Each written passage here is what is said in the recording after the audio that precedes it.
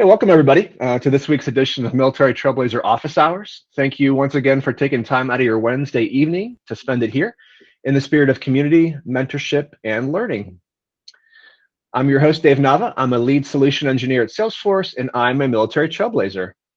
Each week, we invite a co-host or co-hosts, as is the case this week, to take part in the conversation so we can leverage their experience, expertise, and unique perspectives. And so I'd like to take a moment to welcome and briefly introduce our co-hosts for tonight's session, Kelley, Babbs, and Julie Workman. Unfortunately, due to a schedule conflict, Catherine Clark will not be able to join us tonight, but I just saw Rachel Dishman pop in, and she is also a mil spouse, so she can provide some added context for our discussion and dialogue. So that's awesome. Welcome, Rachel. Kelley is a technical program manager for workforce innovation at Salesforce and is on the Salesforce Military team. She's a 3-time Ranger with 2 certifications and 7 super badges. And she's also an Army veteran and served as a correctional officer, which I didn't know. That's very cool. Julie is a senior technical program manager at Salesforce, and she works on the Trailhead team. She's a 6-time Ranger with 13 certifications and 6 super badges. And prior to joining Salesforce, Julie worked as a senior nonprofit consultant at Cloud for Good and also has extensive experience in project management and marketing, so feel free to leverage her knowledge in those areas. If you could each take a moment to further introduce yourself and share your Salesforce stories, that would be awesome. Kelley, would you like to go first? Yes, thank you. I sure would. So as Dave mentioned, I'm Kelley Babbs. I currently work on the Salesforce Military team. I recognize a lot of names and faces on this call. So hey, everyone, it's awesome to see you in real life. Virtual real life, but that's our real life now. So here we go.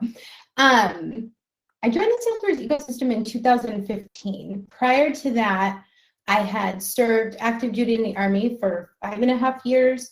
And when I transitioned out, I transitioned immediately into a military spouse role. So that was completely foreign to me. Dual military life is one thing. Military spouse life was a totally different ballgame that I thought I was prepared for, that I was not. So I spent the next 13 years or so moving every 1 to 2 years, reinventing myself every single time. That story is not new. You guys know it well if you're a military spouse on this call. So that included me doing things like Dave mentioned. I was a cable installer. I was a correctional officer. I've been a mail clerk, teacher. I mean, anytime we went somewhere, anybody that was willing to like give me a shot, I was like, yeah, sure, I can do that. I'll figure it out. And that's what I did. But it was super exhausting. And so by the time we got to Texas, I learned really quickly that none of my Massachusetts teaching credentials would transfer. And to be honest, I was completely exhausted. Like I didn't even want to do the work. It was going to take like 6 months to a year's work to get the Texas license when we were going to be moving a year later. So I started looking around. So I wasn't working, and I reached out to a nonprofit that I had volunteered for in the past. And I just said, hey, I'm here in Texas now. If you guys need anything, let me know. And as luck would have it, they responded and they said, we will, but also we are hiring for a fellowship and it's to learn technology. You should apply. Y'all, I was like, ooh, I went to college online. I'm good at tech. I can do that. that was my take on it at the time.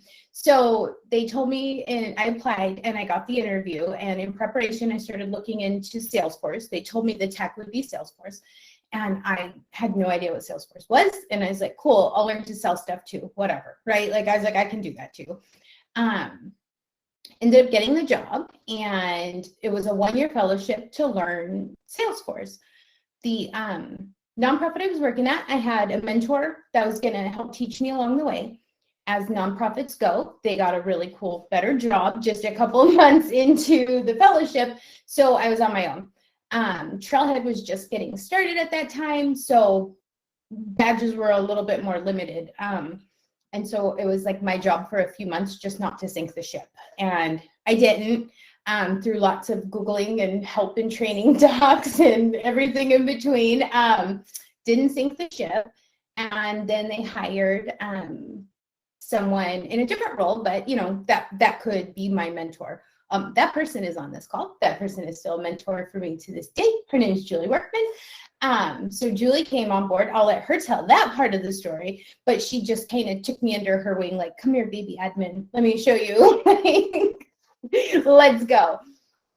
So I ended up earning my certification, spent several more years at that nonprofit, worked my way up to Director of Technology, managing all of their platforms, several Salesforce products, including Community Cloud, Marketing Cloud, Social Studio, and then Salesforce itself. And then joined the Salesforce team in 2018, a couple of years ago. So I hope I stayed within time, Dave, but that's kind of my Salesforce journey in a nutshell. Yeah, that was perfect. Thanks so much for sharing. Julie, do you want to take it from there? This is one of my favorite stories because the crew that we got to work with, and especially Kelley, was the coolest. We had so much fun. We did so many great things. And we really ran an enterprise nonprofit, a global footprint nonprofit, completely virtual, completely on Salesforce. And it was so much fun. Such a great group, all military affiliated, military spouses. My claim to military fame is aging. My husband served in the Navy what feels like 100 years ago. So Kelley will have much more relevant contemporary ideas there, but we had so much fun. And before that amazing opportunity, that really fun gig, I actually had a background in family advocacy.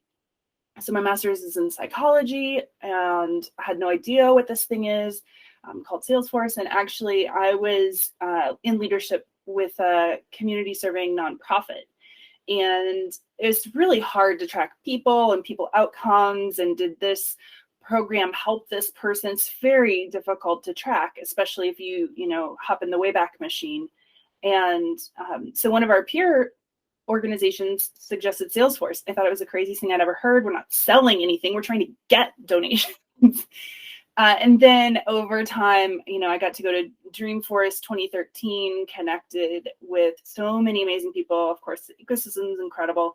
And from there, progressively into more Salesforce focused consulting and nonprofit work. And when I got to work with Kelley, she far from sunk the ship. We did an amazing, incredible job. I don't know if you mentioned Marketing Cloud, but that was also before Marketing Cloud was much, it was more exact target with a connector, to Sales Cloud. So we've done some really great things, some really fun things. And I do want to talk for just a second about Catherine, how cool she is. And that one of my favorite stories is actually that all three of us and Rachel, we now work for Salesforce, but that doesn't mean everybody needs to work for Salesforce by far. But that's just our story. And that Catherine reached out. She was really looking for volunteer experience and just connected in a really lovely way. And I said, that's fantastic. My role was Director of Technology, Engagement, and Marketing. So there were a lot of different facets to that. And so I said, we've got the coolest Salesforce admin who's just like a superstar. And I think it'd be really fun to connect you to, and maybe you can figure out some stuff. And so that's actually how we all met, and we all still hang out when we can.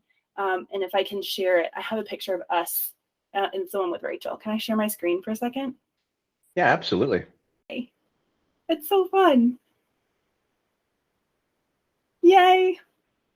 What's that? So, was that TDX 19? I've got, it's 18. the scout shirt. Yeah. 18? 2018. Mm-hmm. Oh, wow. 18. Okay, good job, Rachel. Do we have time for Rachel to tell a little snippet of her story too? Yeah, I was actually gonna deputize her as a co-host. She had helped co-host a few weeks ago, and we'll just bring her back in. Rachel, do you want to tell your story? I'd love to. Yeah. Awesome. So kind of very similar to both these wonderful ladies is nothing new, just reinventing my career every 2 years and leaving a job to start at a new one and find a new one. And it was actually 6 months I was unemployed after a PCS move, looking for a job. I had a master's degree, I had relevant experience, and was just being offered in these entry-level positions. And so I said, why not go through Salesforce Military and get the certification, got certified. as an admin, and within a month had 3 salary job offers, and ended up at a nonprofit locally that same year, 2018. Went to Dreamforce there, or maybe that picture must have been later. That was at TDX, I believe, the picture that you showed. But anyway, so went to Dreamforce and drank all the Kool-Aid and just fell in love with Salesforce and really saw a future for myself and my career for the first time, and being able to move so often.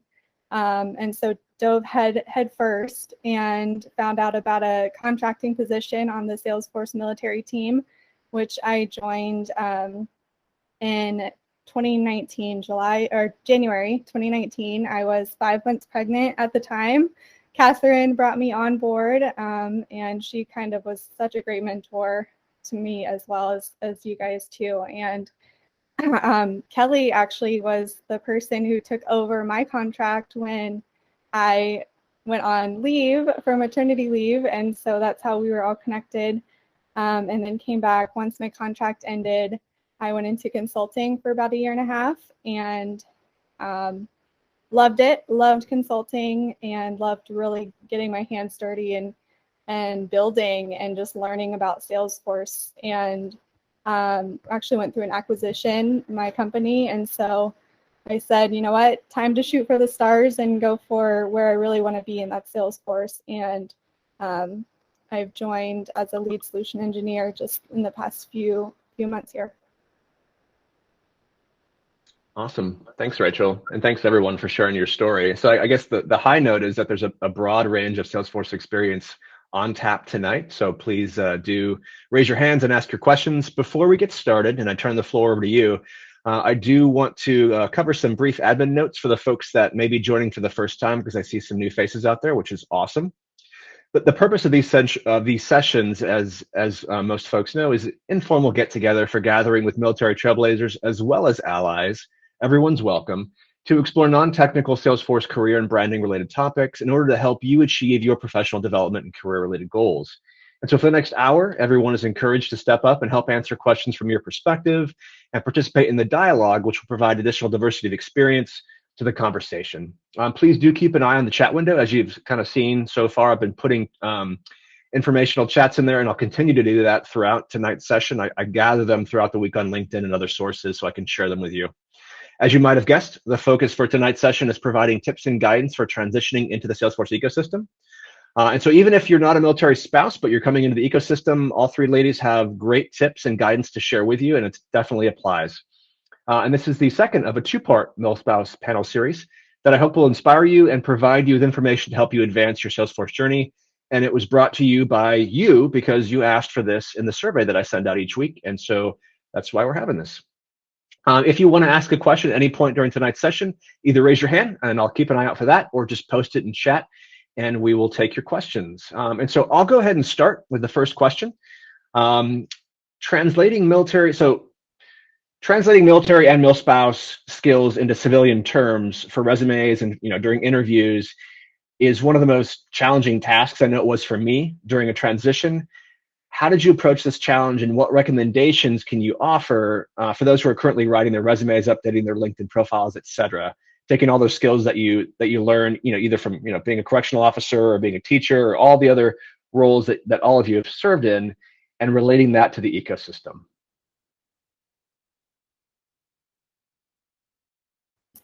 I'll read start. a lot. Okay. Well, I read a lot of emails, or I read a lot of resumes, and what I will say in a broader context is to be really clear and concise and true to your own values, your North Star, your brand, and that spending a lot of time editing. It takes a long time, but getting that LinkedIn, examples of whoever is great. I love to see military and MilSpouse resumes, and sometimes it's hard to do that translation piece, but I've had the opportunity to mentor different individuals and just really getting very concise and having your tone come through. So Kelley's cover letter might say something like, believe it or not, I can do anything, anywhere, at any time, with any set of resources. And here's an example. And just to be very, very, very clear, concise, and to your brand. That's my guidance. Awesome. I'll say less on like the translating the words, like your MOS occupation. That's going to vary, broadly, if you're a transitioning service member. If you're a military spouse, I feel like the thing we face a lot is acknowledging gaps, is acknowledging roles that are a jigsaw puzzle and don't actually connect together. So one thing I've done on my own personal resume is first been really gentle with myself, if that makes sense. I have a tendency to downplay my skills, and I think that I'm not unique. I think a lot of people do. So I think find that the skill set you bring is valuable, and you have to recognize that. Like, no one else is going to recognize that for you. No one else is going to pull out from the experience that you write down and go, oh, I can see here you're really good at this, even though you didn't, spell it out. So be really kind with yourself and don't undersell yourself, if that makes sense. As far as the gaps go, I think it depends on what camp you sit in. I sit in the camp of I'm very upfront that I'm a military spouse. I still am to this day. My husband's still serving. Y'all pray for me. He's got to retire one day soon. But I'm very upfront about it. I know some people aren't comfortable being upfront about it, but to me, if a company sees me being a military spouse as a red flag, I don't want to work for that company. So I have no problem sharing that right out of the door. But I think it does depend on how you feel about that. But that's how I've always addressed the gaps, is just, hey, PCS takes a little bit of time to network in a new area and meet new people, et cetera, et cetera. I have been faced with the, well, will you move again soon? And my really vague, standard answer has always been, we are not currently on orders. And that's all I'll give them. And then I just kind of move on from there. Rachel.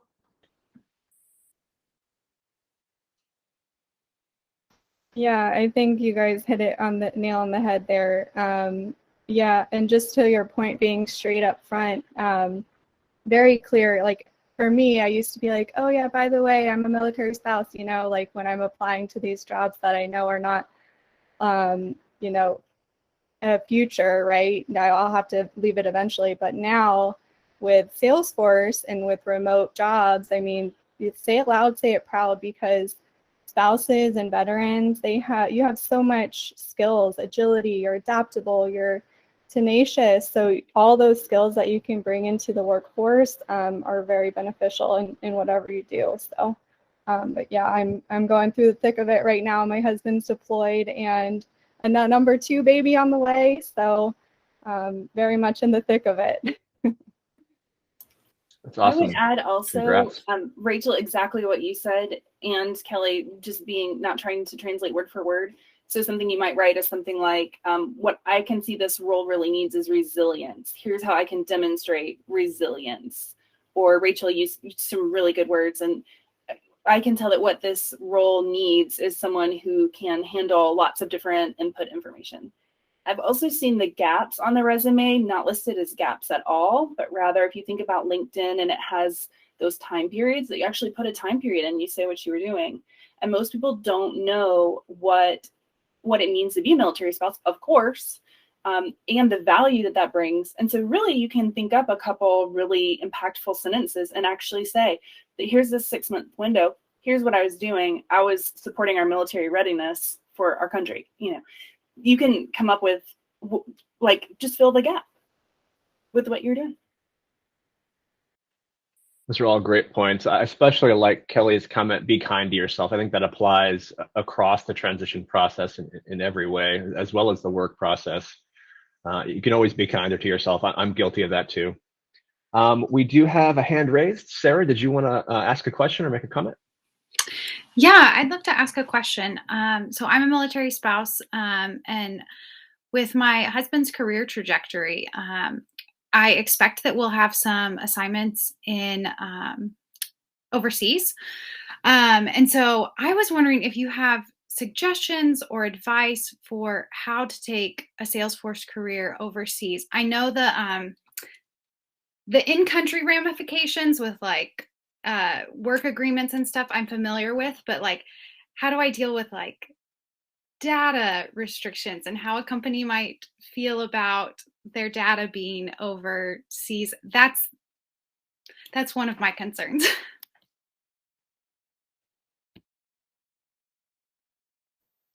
I'll start, but with the disclosure of I don't know like all the technical legal words to use, but I'm just gonna tell you the part I know. That is kind of partly the beauty of Salesforce is the security. So I would let that be a little bit less of a concern than those SOFA agreements that I think you're thinking of.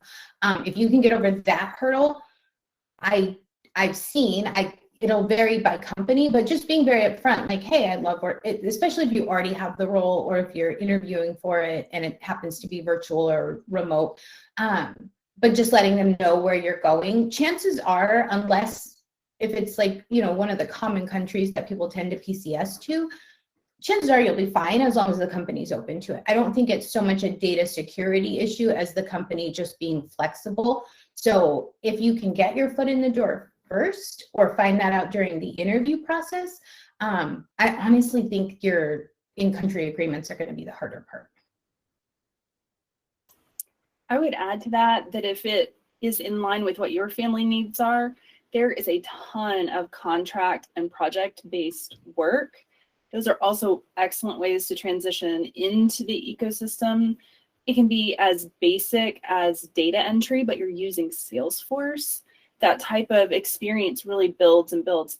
I would also say look for smaller consulting firms, maybe not the ones that immediately spring to mind, but I know specifically of like really boutique consulting firms that you can really just reach out to the individual. There's, you know, like 5 people work there. You can reach out to them on LinkedIn, not for a role, but explaining, here's my unique situation. I would love it if you have 15 minutes.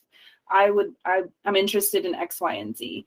And it's those little connections, and you're not asking for a job. You're not asking for a project. You're just really making it. Those connections are so powerful. I mean, here we are on this call, and they're all just through these little different connections. So I would consider project-based work, contract work, and smaller consulting firms as well, just getting out of the box a little. That's a great question, Sarah. And I know that Adam and Ashley both provided some additional answers as well in chat, so keep your eye out for that. Yeah, thank you. Yeah, great question. Annie, great of you to be able to make it. Awesome to see you. Did you have a question?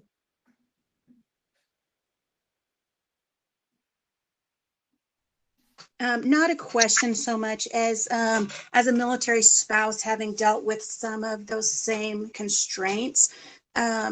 I'm in agreement with like the prevailing view of you're going to have to worry about different countries and whether or not we have agreements if you can work in that country or not. Some of the countries that we can get posted at won't allow Americans to work off base and things like that.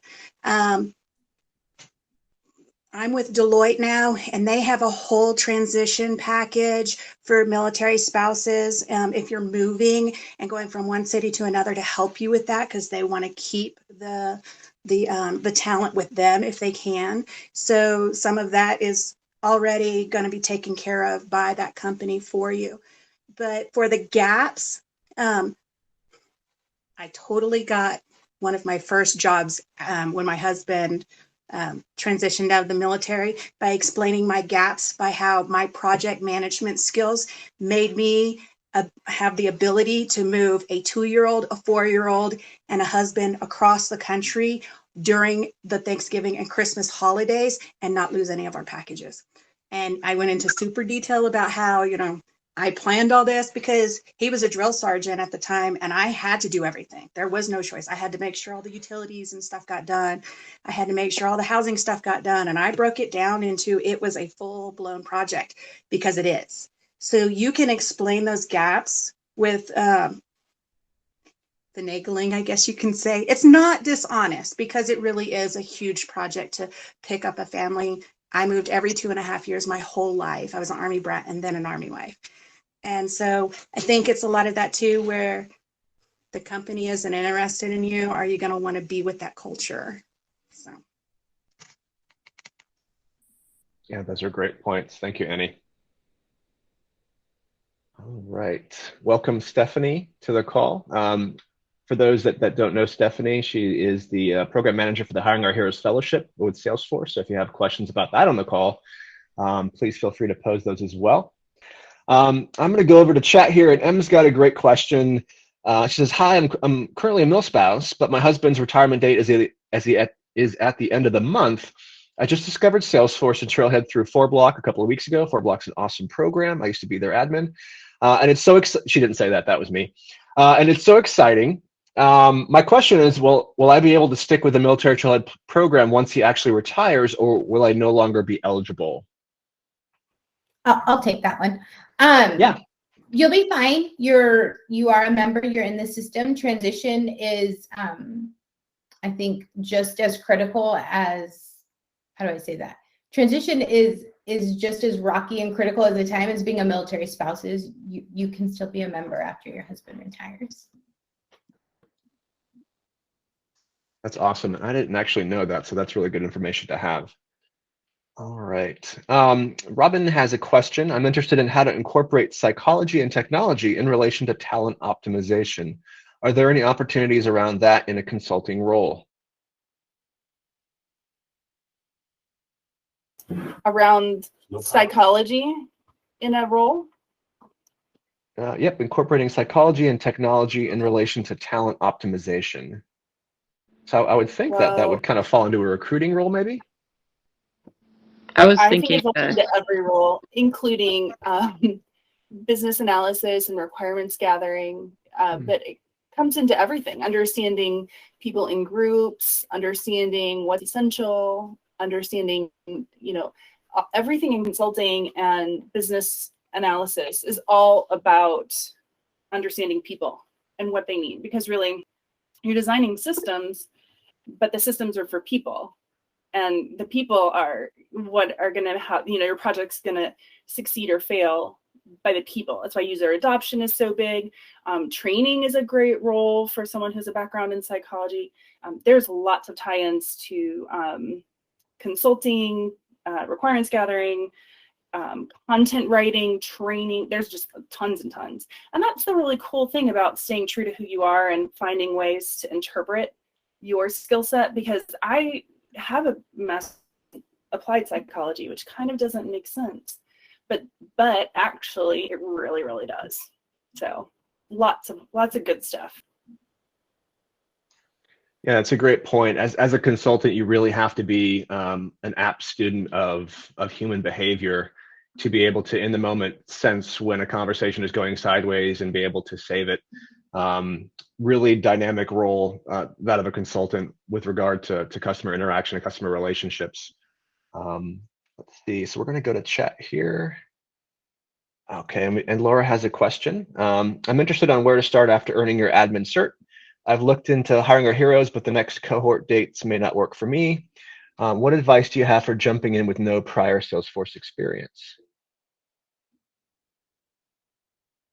Great question, by the way.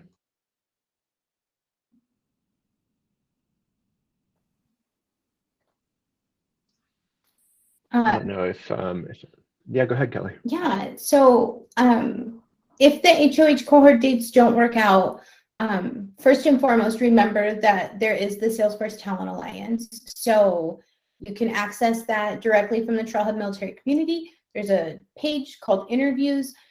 Those are companies, hundreds of them, that have committed to hiring graduates of Trailhead Military who have less than 6 months paid Salesforce experience. So what you're getting when you sign up when you use the Google form to sign up for an interview is you're getting past that first round of screening, be it a bot or a person. You're getting directly to a hiring manager or a recruiter to at least start the conversation.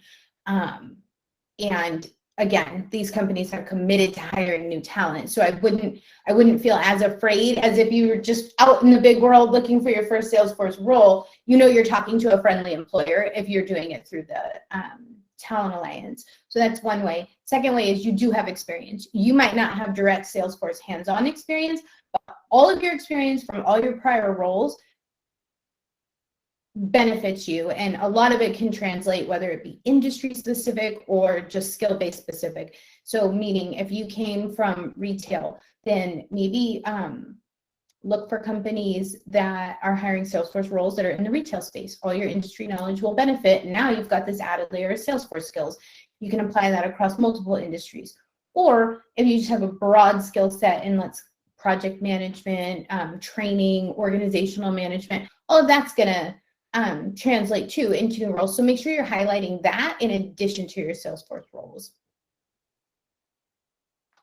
Or Salesforce skills, sorry. A lot of nonprofits also have openings too, if you want to look into, I'm not sure of your situation, but pro bono opportunities are always a good way to get hands-on, just if your local network, or there's a lot of postings in Trailhead Military. I believe there's the whole chatter group where people can go and post these opportunities. So just keep your eyes out for anything like that as well. I totally agree. And great I think also that, if you use LinkedIn and really dig through that treasure trove, if you look at companies where maybe they use Salesforce, but you're not asking their Salesforce admin, but maybe there are different projects. So maybe it's some way that you can contribute. And I'm always really impressed when someone has that creativity and they come in and say, hey, I know there's no roles open at this time and I'm not asking for anything, but is there anything I can help you with? And it doesn't have to be a nonprofit. It can be any organization that you maybe have a connection in common with. And I'm always really impressed because people can come up with really creative things and it's always fun and interesting. And another thing you could use on that same line of thinking is that you have a beginner's mindset. And that's actually really valuable to, especially if you have this established product and the product managers have all been, deep in the weeds of this product. You can really use this phrase of saying that your part of the value you bring is a beginner's mindset. Also, because you're a beginner, you don't have to emphasize that part, but that you can have a fresh perspective is really helpful. Julie taught me when I was preparing for my admin certification. I did have a flip experience. I was getting hands-on experience before I earned my cert, so mine went a little bit different. But while I was preparing, she told me to kick off a playground, dev org actually, and turn all the lights on, turn everything on, every feature, everything, and play with it, get comfortable with it, explore it. And the other thing she told me to do was to think of a scenario. Super badges are great for this now. They didn't exist back then. But to think of a scenario that I could build and improve the business process of in Salesforce. So for example, the one I did for myself was I was the team mom for one of my kids' sports teams. So I never shared this with the team, but built in, how I would manage the staff roster and how I would manage the volunteer roster for things and how I would automate messages to the parents. It helped me connect a lot of dots because I was taking a business scenario that I understood and applying Salesforce, which I was just starting to understand. And so I got to marry the two together. Maybe if you gave it a really fancy name, then you could then share that. And, so if you're highlighting experience that you have, you can, highlight the processes you've built out and how you streamlined the business and improved it. And just be really clear, that it's not paid experience, but here's a project I did for myself, and this is what it looks like. And don't be afraid to share it if you're proud of it. These are all awesome points. And David Albright posted a message, which I wholeheartedly agree with in chat. He says, or create an app or dev org that matches their use case or business. And so I posted the link to create a free dev org for those that may be new and don't know what a dev org is. Essentially, it's similar to a Trailhead Playground. It's just not pre-populated with data.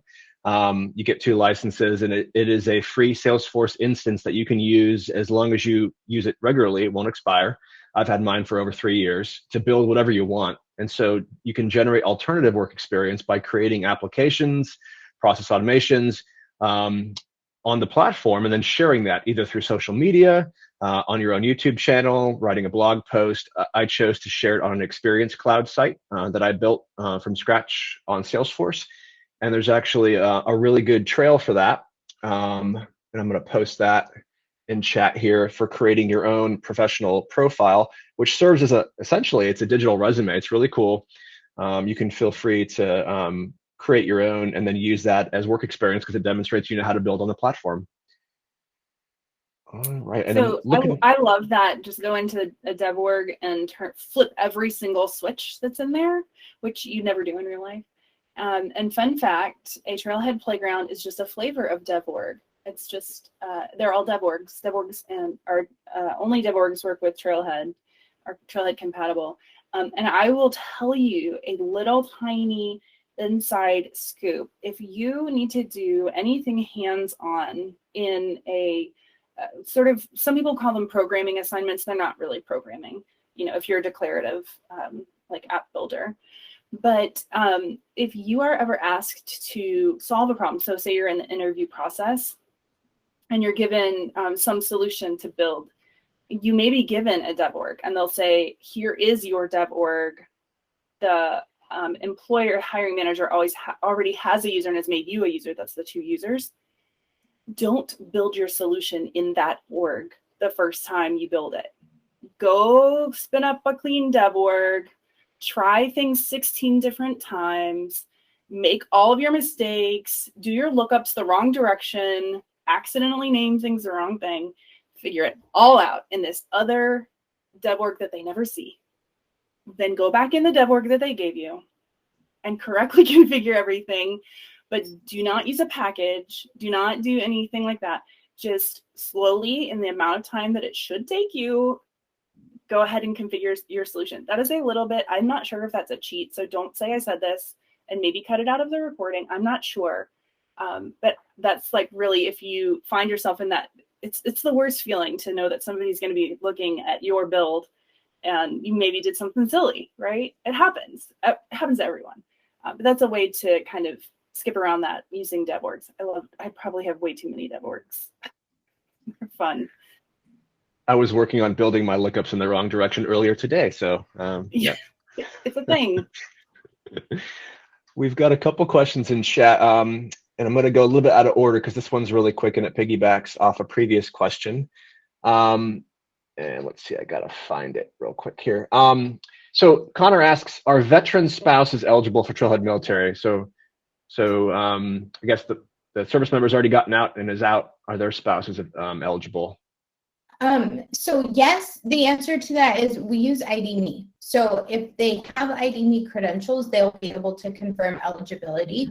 That is our sole way of putting people into the system. So as long as ID.me credentials are there, they can join. If they don't have ID.me credentials for any reason, then we're not going to be able to verify that eligibility to the system.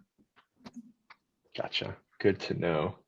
And then Amy had a question which kind of piggybacks off of Laura's earlier question about where to go after admin cert. She says, hello, I'm a military spouse and very new to Salesforce. I just passed the admin exam. Congrats. And praying to get in the fellowship that starts in January. Any advice you can give? Question mark. What certification do you recommend after getting the admin? I have started on sales Trailhead, but I'm also interested in engagement marketing. Thank you for your time.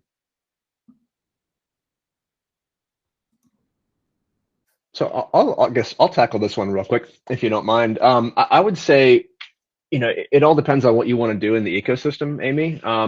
And the hard part is you may not know at this point what you want to do in the ecosystem. If you're just starting out, I certainly did not. So it makes sense to choose a certification that's going to help you most broadly, whether you decide to be an admin down the line, a consultant, wherever you end up going. There are several certifications that will benefit you no matter what role you choose. I like, and my favorite one to get after admin is Platform App Builder, simply because it focuses on building applications, it focuses on process automation, and hands down, aside from Platform Developer 1, that, in my opinion, is the and aside from admin, obviously, the hugest certification for understanding the overall capabilities of the platform. So it will make you a much better configurative developer with clicks, not code. And able to use things like, process builder and workflow before it goes away, and flow, and, validation rules and formulas and all the cool stuff that really sells well. Either, if you're an admin or you're a solution engineer or you're a consultant, you'll have to know those things. And then a couple other really good standbys are Sales and Service Cloud, simply because those are Salesforce's first and biggest products. And majority of the projects that you're going to do, regardless of what your role is, are going to involve in some way sales or service. So I would throw that out there, but I'm interested in hearing what the panel has to say. So I will turn it over to you. I think that's all perfect. And this, you said engagement marketing, that is certainly just a powerhouse field. This book, it sits behind me. I don't really look at it every day, but this Email Marketing Rules is the best book for email. Obviously you want cross-channel, all the things, but this book will really help you too with some of the basics if you're not super strong on like canned spam, like basic stuff. And you can get pretty far also with a, you know, not as commonly completed certification like email specialist. And that's a really great one if you're interested in marketing of any kind, because it's a great thing for you to just have and show that depth. I will also say, safe space, Sales Cloud consultant, I failed because I was not yet a consultant. And there is some learning that's harder to get if you're not yet a consultant. So again, be like very kind to yourself. Another piece of advice that I was given to me that I sometimes pass on is like, just try the exam. Just try it. Don't, if you have test anxiety, just consider it a practice. Just give it a go. And especially something like Sales Cloud consultant, Service Cloud consultant, those are super powerhouse certifications, but they are not easy. And especially if you're not already a consultant. I agree with everything that Dave and Julie said. So I don't have a lot to add as far as that goes. I am a big fan of go with where your interests lie. Personally, I cannot study for something that I have no interest in. That is like nails on a chalkboard, pulling hair out. So definitely, as soon as you start to get a sense of what you're interested in, I would say shoot for those certifications. And I just want to reemphasize what Julie said, but to give it a try. Go in, give yourself permission to fail, try it. You will see where you're weak at, you'll see where you're strong at. We're going to give you a retake voucher. So you actually have this like safety net of nothing to lose, just give it a shot. But you might surprise yourself and you might pass that first time. So I would say like be brave and sign up and just try. Yes, Julie, like 1,000% when you said that, I wanted to jump around. I posted that email marketing rules book link for Amazon in the chat. And then David Albright brought up a good point. David Liu's SFDC 99 website, you can Google that. He was on the show previously, has a good link to what order to earn your certs in and why. Wanted to pause real quick. Elio, I've seen your hand raised a couple times. Did you have a comment you wanted to throw in there? Yeah, I just wanted to add with regards to the certs, because sometimes I think people get too focused on the certs. I have worked with and mentored several folks this year that have a lot of industry knowledge, and they were very focused on the certs. But the more we talk, the more the cert is going to give you a couple of things. It's going to give you an understanding of the nomenclature and what companies that use the product, so you can have an intelligent discussion with, whoever you're talking about regarding CRM. That admin cert is going to give you that understanding, that knowledge. But this person, they had been in their industry for 22 years, right? They're not going to go and start a job as an admin or as an initial marketer, right? This is somebody who held the role of a vice president. So keep that in mind. You gotta look at this as a pie and look at what areas that you need to strengthen, but also you also have other areas of strength. For those of you that are transitioning and just listening to the discussion here, also to the spouses, you bring on a lot of good skills. You need to know about those, because those are skills that a lot of people don't have. And so you put those in the, hey, I already accomplished these, and now I'm going to go find more understanding or certification of this platform. So now I am a more complete candidate, and I need to look at myself in that regard. Not unless you're going to become an architect where it's very technical. And look, I've been in with the platform since, gosh, almost 18 and a half years. I'm not a certified technical architect.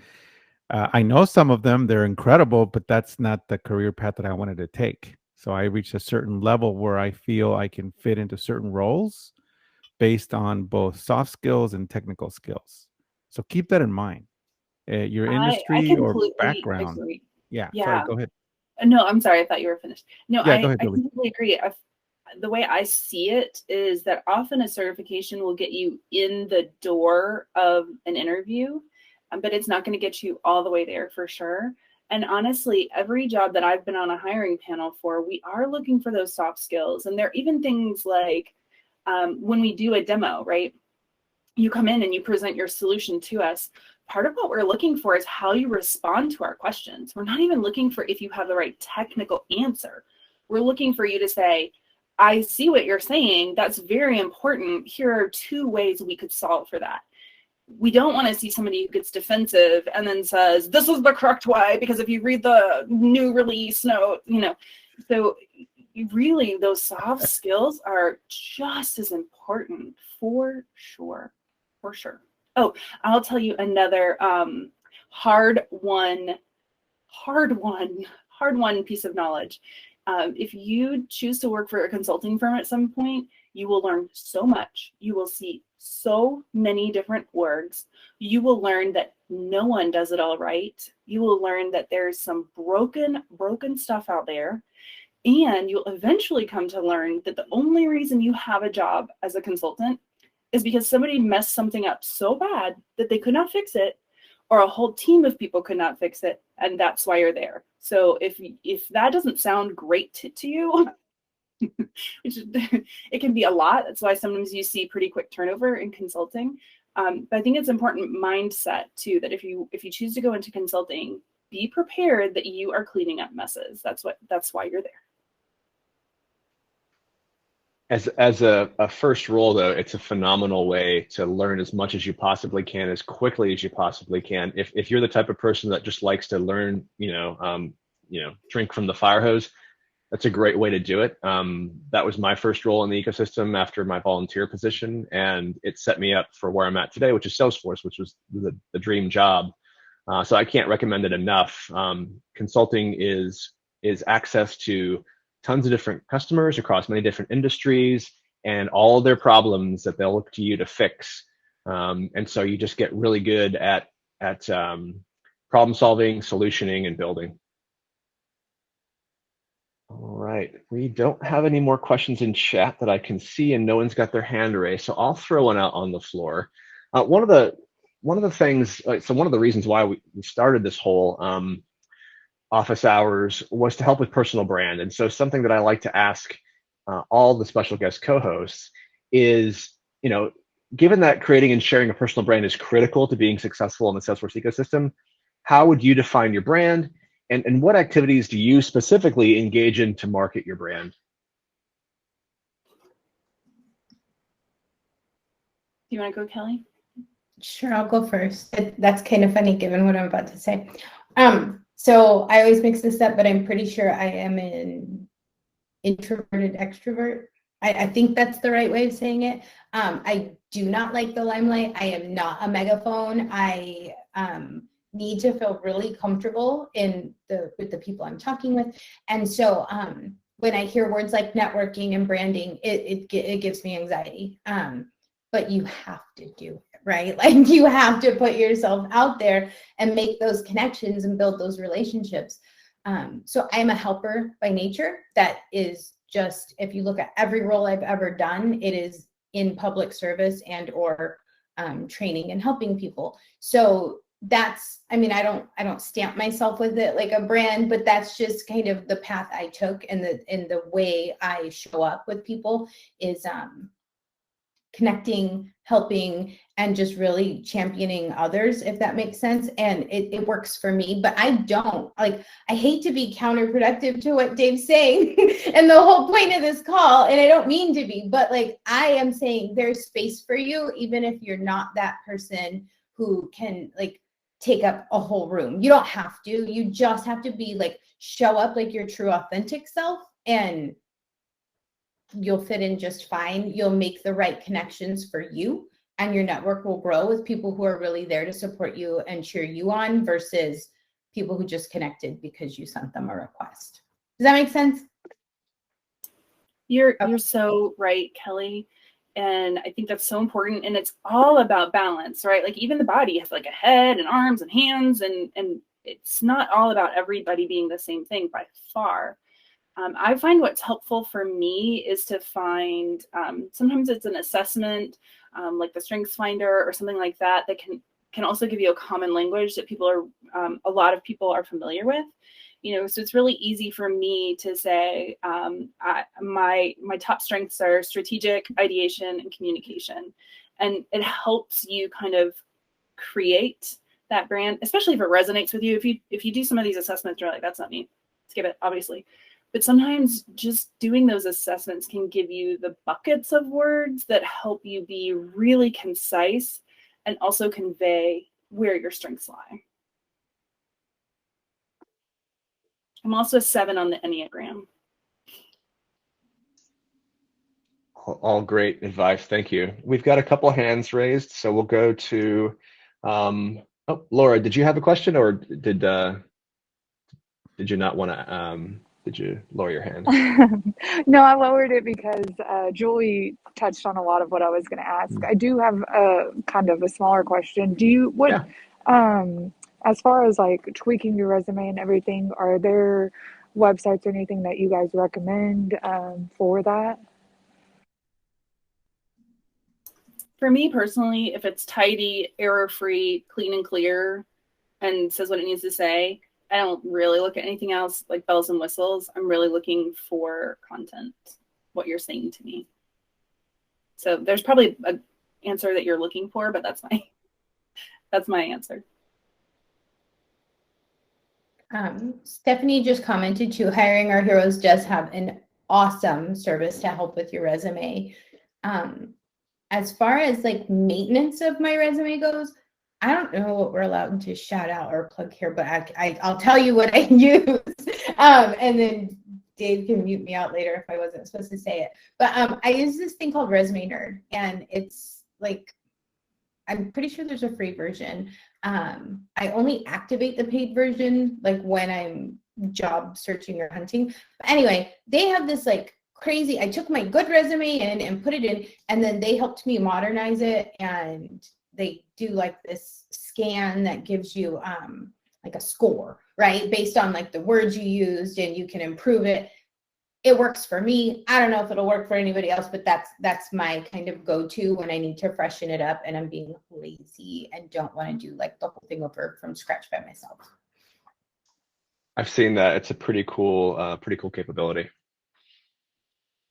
We've got time for a couple more questions, and we've got one in chat, and then I see Annie with your hand raised. We'll go ahead and grab Jared's first, and he asks, how can someone go about finding a mentor if they are not in a country covered by Veterati? Which is an interesting question. I'll take an initial stab at it. So there's the Trailblazer community has Trailblazer Connect, where it is a Salesforce sponsored mentorship program. You can find out about that on the Trailhead website.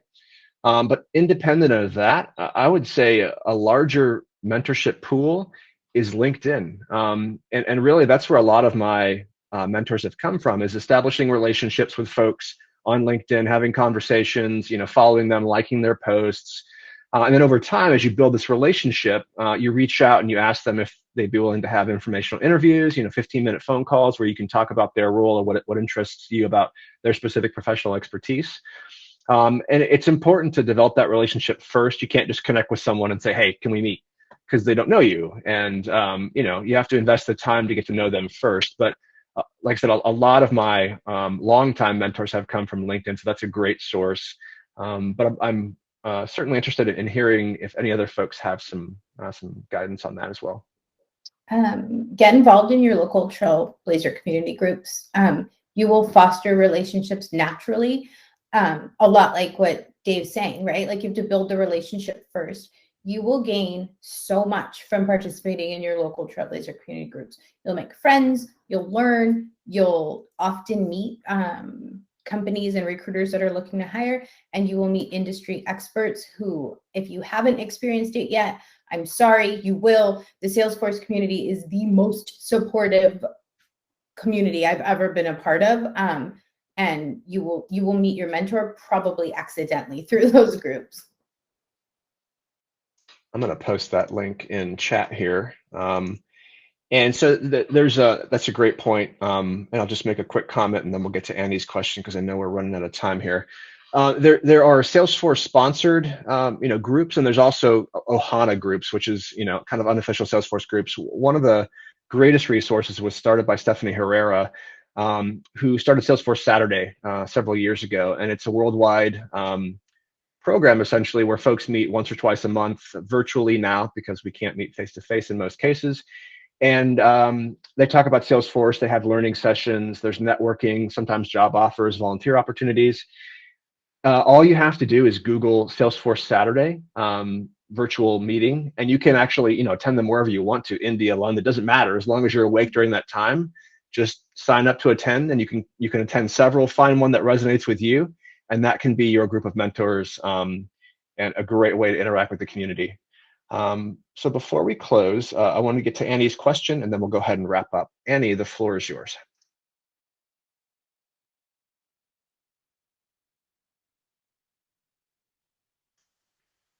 And you might be on mute. I don't have a question, which is weird this time because I always bring questions, but I'm a military spouse, so I can add to all of this. Don't think of your mentors as one individual. You need a board, just like companies need a board to guide these large corporations in directions that they need. They're bringing different specialties. You need a personal board of directors as well.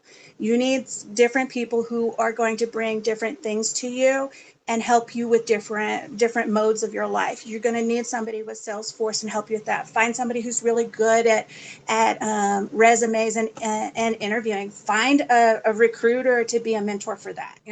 Find somebody in the Ohana. Well, you're going to find people in the Ohana for all of this, but dive head in first with Salesforce because it's so unique. I used to think that this was the military background and the way we all worked. Well, Salesforce Ohana is that same way. We support each other, we help each other, and things like that. I mentor through LinkedIn. I only do weekends. I'm on the weekends. When they come on, that's when we can meet and stuff, and I help them with a master resume so that they can apply to different things and not have to try to figure out how to create a brand new resume each time they want to apply to a job. And that's all I do. But then I say you also need to follow David, of course, and the office hours and make them. And you have to follow Michael Quinn as well, because he has that military background that's helping spouses and GIs realize that it's a whole new language that you have to speak. So find that board, if it's virtual, if it's local, whatever it is, find those people for those resources that you need to refine for yourself. That is an awesome point, and it's a great point to end the session on. Don't limit yourself to one mentor. Have your own mentorship team. I'm going to post Michael Quinn's LinkedIn profile in the chat here. He's a great resource, as Annie mentioned. With that, we're out of time. But before we close, I'd like to thank Kelley and Julie, as well as Rachel, who had to leave a little bit early, but for hosting tonight's session. It's been awesome having you all here and for getting your perspectives on all the topics we discussed. This session has been really impactful. I know I learned a ton, and I hope you did as well. So thanks for attending. Have a great rest of your Wednesday evening and have a great week. We'll see you next week, hopefully.